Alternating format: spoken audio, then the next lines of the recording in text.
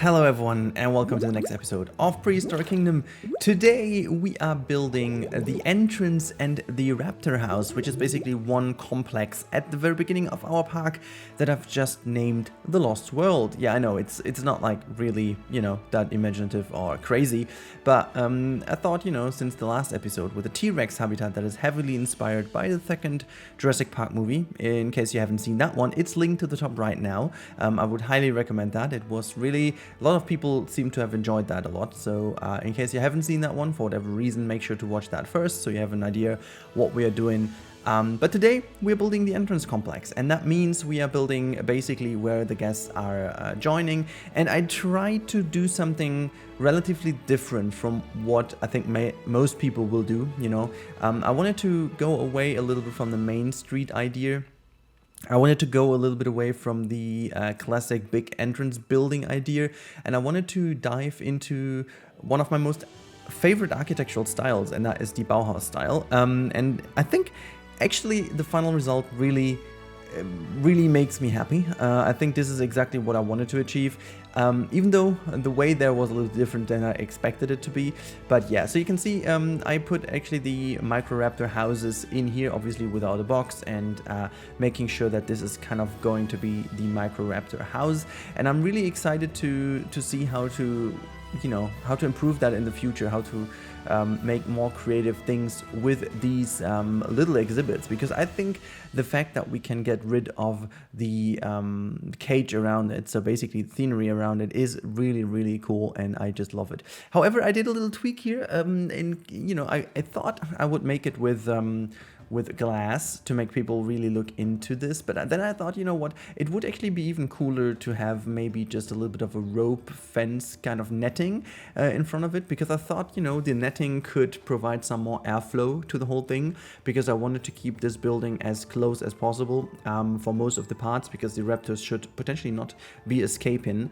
And so I decided to go for that idea, and I think at the end it really turned out to be good. However, there is something we have to speak about, and it's rather funny. It's an alpha, it's fine, but I think now we do understand a little bit better why the devs of Planet Coaster had so many issues, and Planet Zoo as well, with the gizmo. It turned out because this was one of my it was the most complicated build so far when it comes to architecture in this game, and weird relative access problems.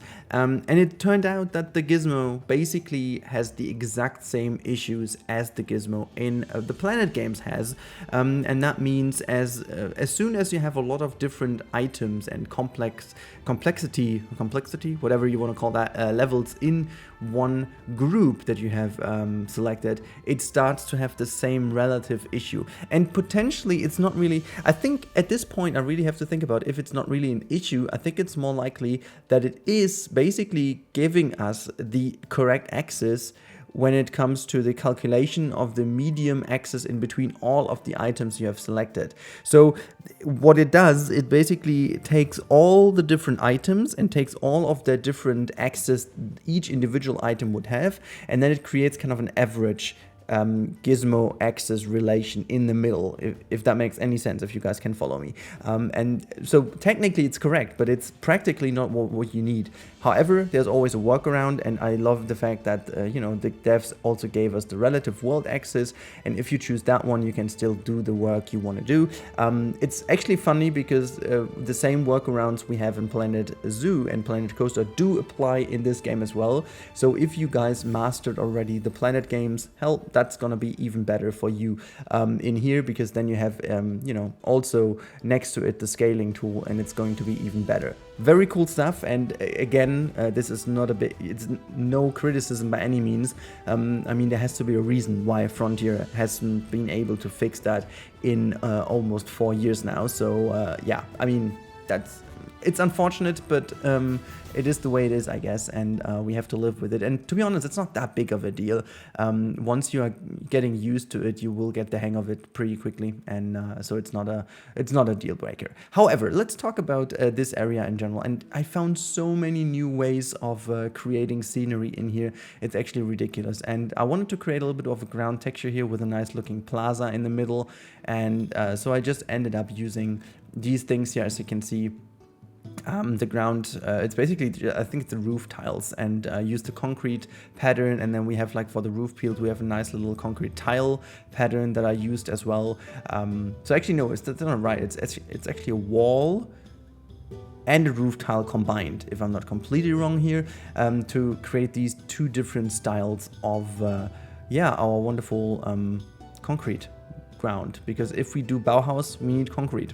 A whole bunch of concrete, and this is what we are doing. We are basically using a whole bunch of concrete here. I think it's looking good. I think it really is the material you would go for when you build a park with dinosaurs. Obviously, the original Jurassic Park also had a lot of concrete stuff, and everyone knows the concrete walls, the concrete fences, reinforced with some steel, and this is basically what I wanted to create here as well. And then I took basically the little wooden elements that that the prefab buildings also share, to bring at least in a little tiny bit of this style as well. I think it fits in quite well, and so you can see also, then I made my life a little more simple. I used the rounded wall shapes to create these rounded roof shapes. It's funny because you can manipulate them in any kind of way. You can obviously already use the pre-rounded things, and you don't need to round it yourself, which I started to do there, as you can see, and then I ended up using the round thingies anyways, because it already did the work for me. So why would I even need to do it myself, right? So yeah, a lot of things are really cool. Like with the scaling tool and stuff, if you get the hang of it, and you can see I got a lot more efficient in this build. Like honestly, the whole time-lapse is, I think the raw footage is about 1 hour and 20 minutes for this entire build, and it's actually really quickly done. I'm not gonna lie here if I say that this is pretty quickly done. And now something happens which was really funny. It wasn't meant to be, but I stick with it because I like the style of it. I took the whole group and I started to scale it, and I figured, okay, it does create these slight changes between each of every of these individual little elements, and it has this little overlap in the pieces, and I really like that. It kind of gives it a bit more of a rough edge rather than being perfectly smooth. I mean, I also like the smooth version of it, but I do like the little overlap. It almost looks like as if they're intentionally shifted slightly to each other, and I think I like this. It's just, it gives the building a bit more character, you know? It gives the building a little bit more edginess, if that's even a word, but I like it because I feel like this is something that just adds to the building some little details, some little shadows. It creates depth, and it's not like smooth as a baby's butt, you know. It's just actually a bit more smooth, but it's not as smooth, and you know what I'm saying. I mean, this is coming close to what I really wanted to achieve, and I can definitely tell I'm happy with how it turned out. I think it's really Bauhaus enough to call it Bauhaus style. I'm really happy about how this turned out, and I'm also quite happy with the cinematics at the end. And yes, I don't only have a real-time part, I did actually include some cinematics for you guys because you were asking for it so much, that I was also putting them in. I really do hope. But now the time has come where I need to ask you guys to give me your opinion. What's your favorite thing of the alpha so far? And I'm not talking about dinosaurs. We've talked about dinosaurs a lot, but what is your favorite element of the Prehistoric Kingdom Alpha so far? I have a lot to name, but I won't. I will tell you in the next episode. I will first of all want to hear your opinion. I'm going to read out some of the comments in the next episode as well. So please let me know in the comments down below. What is your favorite element of the alpha? You know, it can be a building tool, it can be a building piece, it can be a skin, it can be anything, you know. So please let me know what's your favorite element of the alpha, and tell me what would be something that you definitely want to have in a different game as well. So what you think is something that you would be desperately missing in any other game you're playing from now on. That's pretty something I'm really interested in knowing, because I always think this is exactly what you have to look into to improve the overall game industry. It's very important to find out what are the elements of games that make a game stand out and make a game very good in comparison also to others in the industry, and then it fuels the competition, and competition leads to improvements, and improvements is just great for us as players. So yeah, that's the basis of why I'm asking that. So please let me know in the comments down below.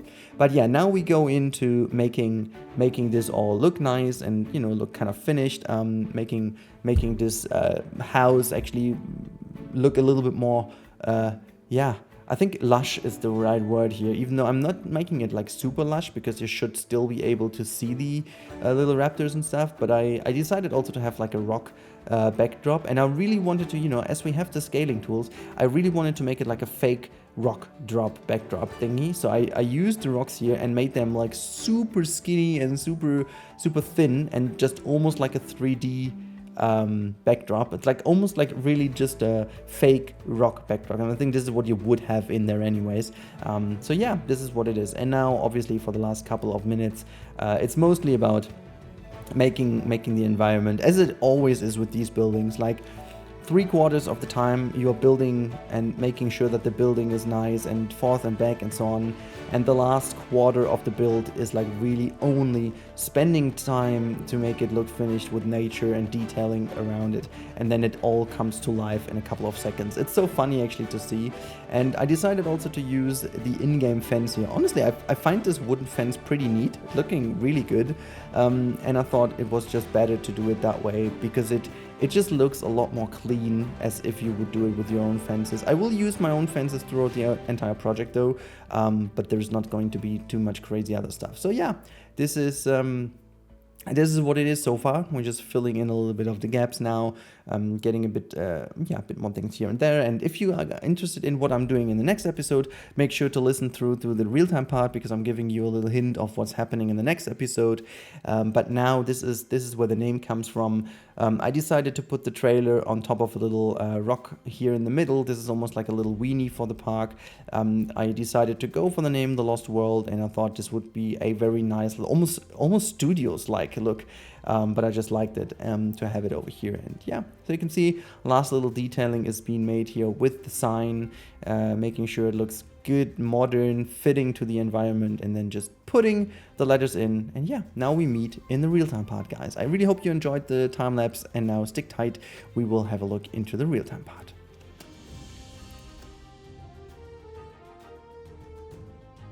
Alright, ladies and gentlemen, welcome to the real-time part, and again, I really hope that the sound is okay. Again, next to me, another house, or well, not another, but a house will be is taken down, and it's insanely loud for the last couple of days already, but today it's really crazy. Now this is the finished result, as you can see. This is the finished Micro Raptor house, and this is the entrance area. And as I already told, it was meant to be a lot like Bauhaus style. I'm just a big fan of it, and I think it fits really well with this like dinosaur park. And I called the park The Lost World because last episode we built this trailer thing for the scene, and I don't know, I think it just fit, and we could easily take that now as our little central focal point here. And I think it's a kind of a nice idea to have this as a weenie in the middle here, just to drag the people's attention, and then we will continue doing some stuff. So just as a little heads up for the next couple of episodes. So next episode will be all about making a little habitat over here. And yes, I know this is not purely a I said edmontosaurus habitat, but there is not only edmontosaurus in.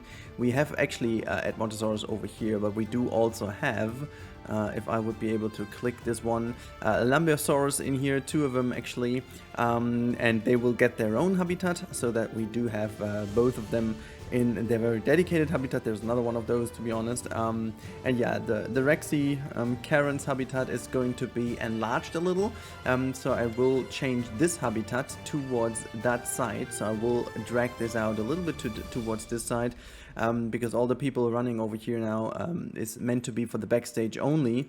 But what I will do eventually is I will create like another viewing spot right over here, so that this is integrated in a nice little area. So this is going to be lowered down, so we have like a little valley view, and this is kind of like a balcony that we get over here. I think that would fit very nice in here with the cafe. So we are just going to make like a little terrace area with the cafe, and put this in. I think we still have enough space to fill that area in. I think that will look fine. And then I will also change this area quite significantly. This will be changed so that we do have a nice viewing. Actually, this is going to be like a grandstand-ish viewing gallery for the Tyrannosaurus. And again, since I will take some more space toward this side, I will actually, open up the Tyrannosaurus a little bit so that this thing over here gets a little bit of a different angle. This will be the next episode, and then we will create another habitat over here for, I'm not even sure which dinosaur we are going to take. So we are actually going to see, I think the next one then will be the Styracosaurus, before we will have the last one for the Nasutoceratops. I have no idea how to pronounce that animal. But yeah, so this is the plan, so to say, and then we are already done, and we have to get a little bit more creative in what we do. But anyways, since you guys asked for it, I will now include some cinematics, and that's it for today. I hope you guys stay safe. I hope you guys have a good day, and if you like the content, I would be more than happy if you guys would consider subscribing to the channel. There's a lot more coming in the future, and I really hope you guys stay excited for that one. So thank you so much for your ongoing support. Have a good day, and goodbye everyone.